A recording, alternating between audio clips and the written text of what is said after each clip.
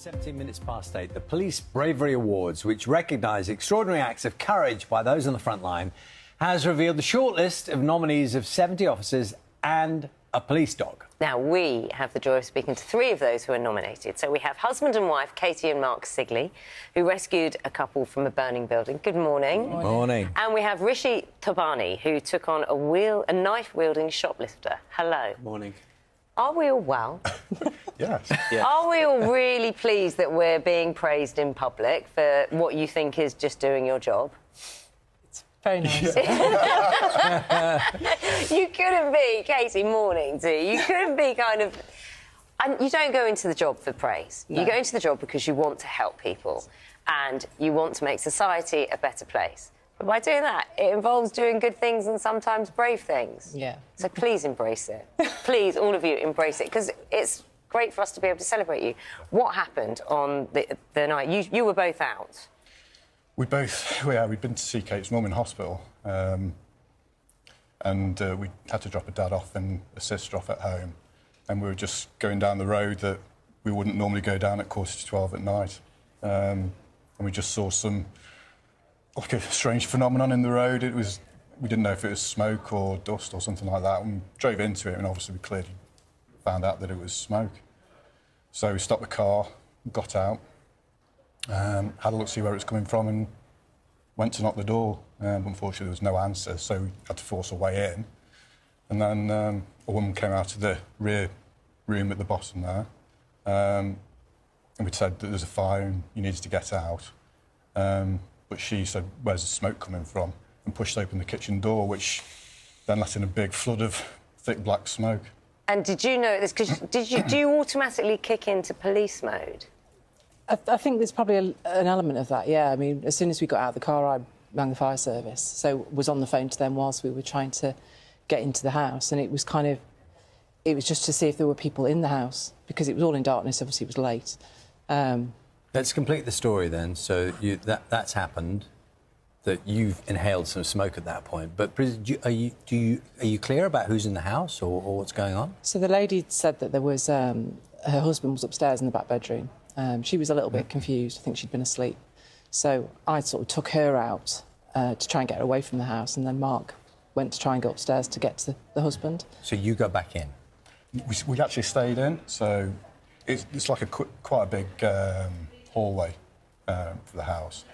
So she's come out, she's opened this door, the smoke's come in. We've all been in the hallway, said, we need to get out because of the smoke. And it's sort of like at the same time she said, "My husband's upstairs." So, yeah, then I tried to go upstairs, but unfortunately the smoke was too deep. It took a couple of good lungfuls, unfortunately. And the couple who were in the house were both OK in the end, is that right? In the end, yeah. This is an unusual dynamic in a way, because you're off duty, you're with your partner, as in not your police partner, your real-life partner, and then you go into a dangerous situation. That's another dynamic altogether, isn't it? You're not just colleagues, you're loved ones. Yeah. It's kind of being aware of what you need to do to help people, but also think about each other. So, yeah. But I think we both kind of went into automatic mode at that time and just did what we felt was the right thing to do. Had you worked together before? During your career? A long time ago, yeah. So that in itself is quite a different dynamic, isn't it? Because the home dynamic is like, you're in charge of this, you're in charge of that, but out there it's... No, she's in charge. Yeah, I did. Do you know what? I didn't want to say, but I kind of got that vibe. Rishi, I think your story is going to really reflect in terms of the attitude of, like, when you're off duty. Of course you're off duty, but the training's there and the motivation to keep society safe is always there. What happened with you? I was going for a walk. I was off duty and I've seen two members of Poundland chasing somebody. So I've asked them if they're OK. So this is what we're seeing? Yeah, so I've then given chase, identified myself, and then at that point, as you see, he's pulled out a large... And you've said, "I'm a police officer." Yeah. He's pulled out a large kitchen knife. I've then just basically gone into training mode, shouted "knife," just so whoever there knows there's a knife there. And just kept shouting, drop the knife, and then he's continued running. I've then rang 999 so they understand that there's a police officer here. And there were some people over... with the thought process. You say your training kicks in. Yeah. first and foremost, presumably, is that you're faced with someone with a knife. So there's issues around your personal safety. That I understand those are maybe not the first and foremost in your head, but you're thinking that he could get away from you and then he'd be an armed, dangerous man in the public. It's the community. Ultimately, he's armed with a knife and he's gone out offending with a knife, and ultimately there's public there we need to keep safe, and that was my priority. And I'm sure you're very keen to rush through the story, because that's the nature of what you're going to do. But from the accounts I've read, there was a struggle, and he took the knife from one hand to the other, and it almost sounds like a scene from a movie. I hate to say that because it's so real, but it's like one of those moments when you're trying to get control of something, frankly, that could cause you huge harm. Yeah, so as I've grabbed one hand, that the knife was initially in his right hand, he's then swapped, and the knife's in his left hand, and then he's sort of come towards me, and then I've blocked him, and then we've wrestled. I've disarmed the knife off him and then took him to the floor. So he had intent to harm you?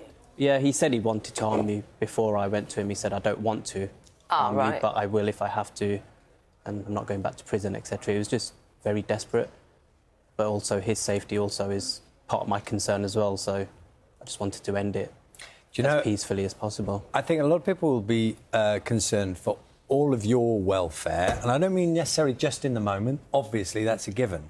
But, I mean, how much help do you get after an event like this, which is, no matter how well trained you are and what you go through in your daily routine, it's a big deal what happened, you know? And do you get help? Are you given time and space to think? And I don't know what the right phrase for it is, but you know what I mean. Yeah, I mean, the job has been really supportive of us. You know, we had sort of calls the next day to check that we were OK, and, I mean, there was lots going on at the time, so it didn't feel like it was a big deal, if that makes sense. It was just kind of like, oh, that happened. Yeah, amongst other things, wasn't it? Yeah, so... Oh, you mean because a lot was going on in your life generally? Yeah. OK, so you were kind of putting it in a place. Yeah, so it was kind of, you know, it's something that I would do again in a heartbeat. You know, if we came across a similar situation, there's no way I'd do anything differently. But it's just kind of, I don't know, it's just something that we did. These awards, these Bravery Awards, they are through nominations. So someone's nominated you both. Yeah. Someone's nominated you. So, and I'm assuming it's one of your colleagues. I don't know if you know who's nominated you.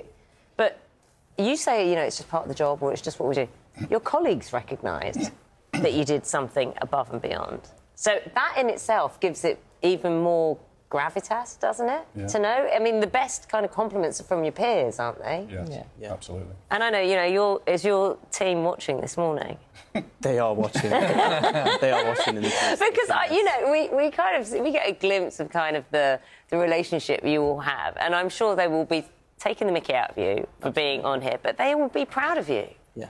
Rightly so, as you would have then, wouldn't you? 100%. So what do these mean, these awards, mean to you? I think everything, really, but not just for me and obviously Katie and Mark here, but police in general, just getting that support from our colleagues, but then being recognised for it so the public can see that we are out there doing good things in uniform and out of uniform, as you've seen here. Rishi, can I ask you, given the nature of the incident you're involved in, it can be very hard for family members of police officers. This applies to all the emergency services, doesn't it? You take the risks, if you like, but other people shoulder some of the burden. And I don't know, you come home that day or the next day and you tell people who love you what happened. That, you know, it's not easy, is it? And now they've seen it on telly. Yeah, I mean, that stuff is not easy. Yeah, the fear comes across from them as well of, is this happening day in, day out? And as you see, when they see the videos, they do get scared naturally, but then they're also proud. So it's something you know that story too? Yeah, definitely. I think we're lucky because obviously we both in the police, so you know we can bounce off each other when we need to, and we know if somebody needs time, probably a little bit more than say if somebody that wasn't married to somebody who was in the job. So, but yeah, we still get it with our extended family sort of thing, or parents and I think they're very proud. Proud first, worried a little bit as well on the daily routine. It's been a pleasure having You've you won here. another award, smartest guests, smartest guests we've had on the stage for today. Put us all to shame.